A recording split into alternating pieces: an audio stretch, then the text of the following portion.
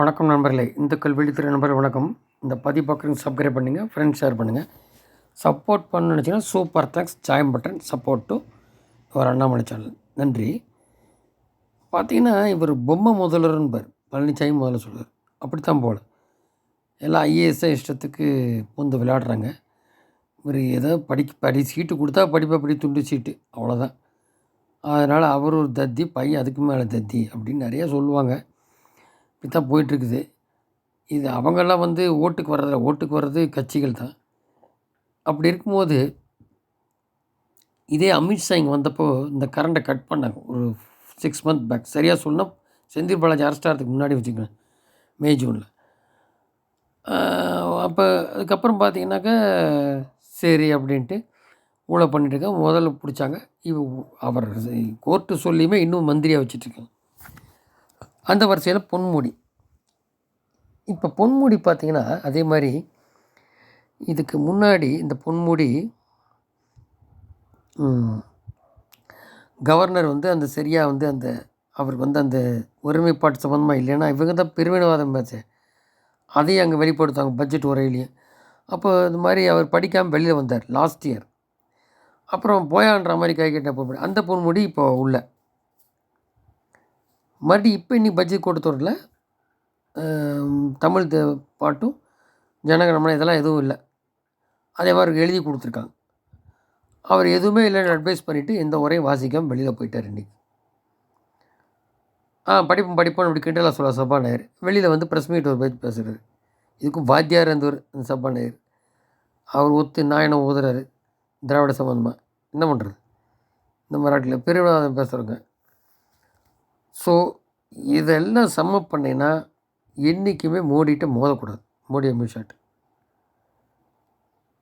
பாருங்கள், கெஜ்ரிவால் ஓடி ஒளிஞ்சாலும் விட போகிறதில்ல. மம்தாக்கு அதே நிலம் தான் வரப்போகுது. ஏன்னா ஒரு ஆட்டம் ஆடினா அப்படி அவர் தோற்றப்ப நீ கட்சி ஜெயிச்ச நீ அதெல்லாம் வச்சிட்ருப்பாங்க கணக்கு.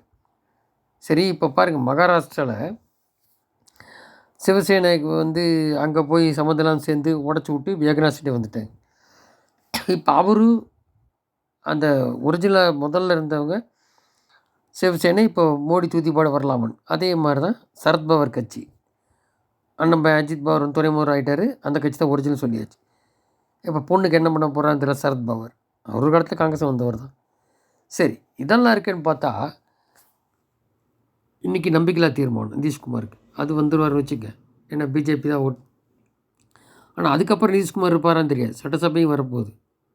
அதெல்லாம் சரி. இங்கே பார்த்தீங்கன்னா சவான் அப்படின்றவர் முதல்ல காங்கிரஸில் சீஃப் மினிஸ்டர் இருந்தவர். அந்த சவான் இன்றைக்கி ரிசைன் பண்ணியிருக்காரு காங்கிரஸில். எங்கே? மகாராஷ்டிராவில். அப்புறம் 2 கட்சி உடஞ்ச பார்ட்டி இங்கே பிஜேபியோட வந்தாச்சு. காங்கிரஸ்லேருந்து அந்த அசோக் சவான்றவர் முன்னாள் முதலமைச்சர் இருந்தவர் 30 எம்எல்ஏவோடு இங்கே வரப்போகிறார். காரணம் என்னென்னா 48 எம்பி இருக்குது. அப்போ அதை பேலன்ஸ் பண்ணும்ல. உத்தவ் தாக்கரே ஒரு ஃப்ராக்ஷன் இருக்குது, சரத்குமார் ஒரு ஃப்ராக்ஷன் இருக்குது. அது 2 ஒரிஜினல் இல்லைன்னு சொல்லியாச்சு. ஒரிஜினல் ஃப்ராக்ஷனாக வந்தவங்க ஒரிஜினல் உட்காந்துருக்கு ஆட்சியில். முதல்வர் துணை முதல்வராக ப்ளஸ் பிஜேபி துணை முதல்வர் இருக்குது. அப்போது அதை பேலன்ஸ் பண்ணணும். இம்பேலன்ஸ்னால் அங்கேருந்து எடுக்கிறாங்க, காங்கிரஸ்லேருந்து வராங்க. பீகாரில் நிதிஷ்குமார் வந்துட்டார். அப்போ என்ன ஆகி போச்சு, இங்கே ஒரு 40 சீட் இருக்கும், அங்கே ஒரு 48 சீட்டு 88 சீட்டு. அது கால்குலேஷன் புரிஞ்சுங்களா. இப்போ இந்த மாதிரி இருக்கன்னா இந்த மாதிரி மோசமான ஆட்சியை பார்த்ததே இல்லை. இவங்க என்ன பண்ணிட்டாங்க, நேற்று ஜேபி நட்டா தலைவர் வரும்போது அமித்ஷா பண்ண மாதிரியே அந்த ஆர்பர் தொகுதியில் கடையெல்லாம் மூட சொல்லிவிட்டு, இவன் ஏவல் துறையாச்சு, காவல்துறை, கடையெல்லாம் மூட சொல்லிவிட்டு மின்சாரத்தை அதே மாதிரி பண்ணனியும் அவர் உச்சிக்கு ரைஸ் ஆகி நல்லா சொல்லிட்டார் அகிலின் தலைவர். இது ரிப்போர்ட் மேலே போகும், பார்த்துட்டே இருப்பாங்க. இப்போ இவர் பம்மரார் டிஆர் பாலு எல்லாம் பேசிட்டு அவருக்கு வேறு அந்த சார்ஜ் ஷீட் இப்போ ஓட்டுருவாங்க போல தெரியுது. முருகனை வேறு பேசிட்டு அப்படி. இதில் வேறு நிர்மலா சீதாராமன் தோப்பனார் நிதி கொடுத்தாங்க, உதயநிதி மாதிரி சொன்னோம். அதுக்கு ஒரு பதிலடி கொடுத்தாரு அண்ணாமலை ஆர்பர் தொகுதியில். உங்கள் தோப்பனார் சொல்லி தான் கட்சியில் இருந்து வெளியில் வந்தீங்களா? தோப்பனார் சொல்லி தான் சன் டிவிக்கு 400 கனெக்ஷன் கொடுத்தா, பிராண்ட் கனெக்ஷன், அந்த அப்லோடிங்க்கு. அப்போது ஐடியில் இருக்கும்போது என்ன இவங்கெல்லாம் என்னமோ கரெக்டு மாதிரி நிதி ஃபண்டு 42% 2.25 கோடி கடத்திருக்குன்னு அதுக்கு தான் கேட்குறேன். 1000 கோடி இப்போ என்ன பண்ணீங்க? அது தேர்தல் நிதிக்கு செலவுக்காக வச்சுருக்கீங்களா? அது கணக்கு கொடுன்னு கேட்குறேன் அப்படி நிர்மலா சீதாராமன் ஸ்டாலின்ட்டு. ஸோ இந்த மாதிரி இருக்குது. இங்கே பார்த்தீங்கன்னா 4 சீட்டு வேணுங்கிற 2 சீட் கொடுத்த திருமாவளவன். அதே மாதிரி மதிமுக இவங்க 12 சீட்டு வேணுங்கிற காங்கிரஸு. இந்த காங்கிரஸ் எல்லா பக்கமும் கரைஞ்சிட்டு வருது, மகாராஷ்டிரா உள்பட. உங்கள் 2 சீட் ஜெயிப்பீங்களா? அதுவுமே கொடுக்க முடியாது. மம்தா சொல்கிறாப்படி, கெஜ்ரிவால் சொல்கிறாப்படி இந்தி கூட்டணி கலகலத்து செத்து போச்சு, காங்கிரஸும் போச்சு. இதனால் 2 சீட்டு தர வேண்டிய சும்மா கூட இருந்துக்குன்னு சொல்லுவார் ஸ்டாலின். இப்படித்தான் போகுது. மற்ற ஒரு சீட் அரை சீட் தருவேன் அப்படிம்பா. அப்படி கட்சிக்கு பர்சன்டேஜ் அவ்வளோதான் இருக்குது. அதுக்கு தான் பேர் கொடுப்பிடாமல் அண்ணாமலை சொல்லிட்டாப்படி. இந்த பாமகவுக்கும் தேமுதிகவும் பாடம் கற்பிக்கிறதுக்காக இது வந்து யார் வரணுங்கிறதான் தேர்தல். மோடியை ஏற்றுக்கிட்டு யார் வரணும்னா வரலாம். இதில் பேரம் பேசுகிறது இதெல்லாம் கட்சி பேரில் எதுவும் சொல்லாமல் பொதுப்படியாக சொல்லிட்டார். சம்மட்டி அடிச்சிட்டார். இதில் பர்சன்டேஜ் இல்லை, 14 சீட்டு வேணுமா? வேடிக்கையாக இல்லை பிரேமலதா கேட்குறத பார்த்தா அப்படிங்கிறது. அவன் கட்சிக்காரனே சிரிப்பான். இப்படி இருக்குது. ஸோ இதில் இன்றைக்கி ஆளுநர் செஞ்சு சரிதான்றாங்க எல்லாம்.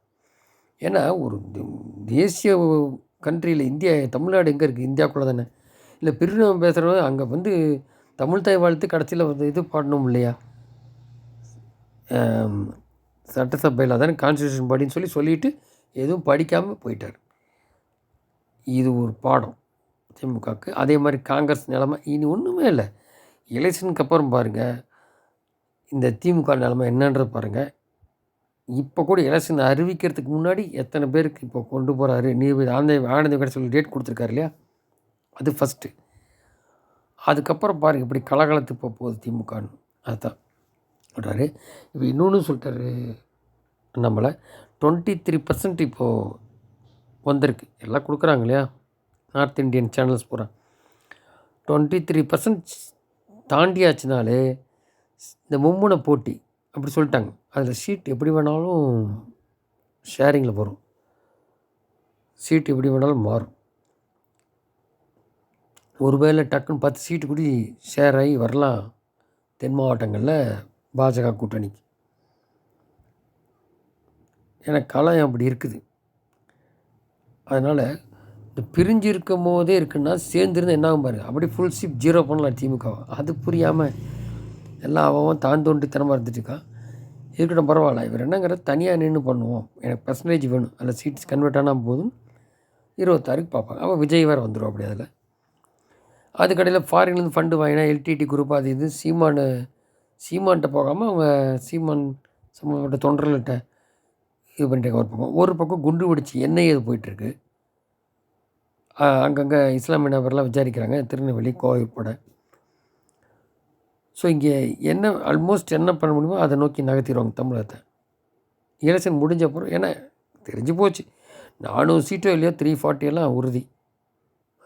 335 to 340 அது இப்போயே ஆடி போயிருப்பான் திமுக. அதான் சொல்கிறேன், பகத்தின் வெளிப்பாடு தான் இந்த லைட் அன்றைக்கி சில்லறத்தனமான சில்லுண்டி வேலையெல்லாம் பண்ணுறானுங்க.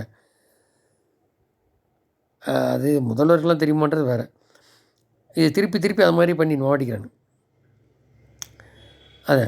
அதே மாதிரி இந்த அறநிலையத்துறை எடுக்குன்றாரு. ஏன்னா கோயிலில் கொடுக்குறது பூரா அந்த பூஞ்சாம் பிடிச்ச லட்டு, அந்த கெட்டுப்போன பஞ்சாமிர்தம் பழனி கோயிலில் கொடுத்தது. அதே மாதிரி 5100-200 சம்திங் மாடுகள் நேர்ந்து விட்ட மாடுகள்லாம் காணாமல் போச்சு.